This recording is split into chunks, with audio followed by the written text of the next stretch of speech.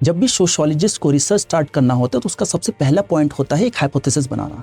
Hypothesis is a tentative statement suggesting a relationship between two और मोर variables.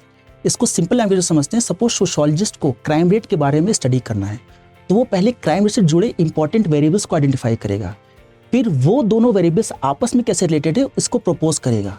For example crime rate में ही उसने important variable जो दूसरा identify किया वो है पॉवर्टी। अब पॉवर्टी और क्राइम रेट कैसे रिलेटेड है वो ये प्रपोज कर रहा है। जैसे कि crime rate is directly related to poverty, अगर पॉवर्टी बढ़ रही है तो क्राइम रेट भी बढ़ रहा है। तो ये जो रिलेशनशिप उसने प्रपोज किया है इसी को हाइपोथेसिस बोलते हैं। अब अगर ये hypothesis is backed up by the fact then this hypothesis becomes a sociological knowledge या theory. But in case this hypothesis is not verified by the facts, this is rejected by the fact, then this hypothesis is rejected और sociological जो researcher होता है वो नई hypothesis बनाता है और फिर accordingly research करता है और इसी को हम लोग बोलते हैं hypothesis।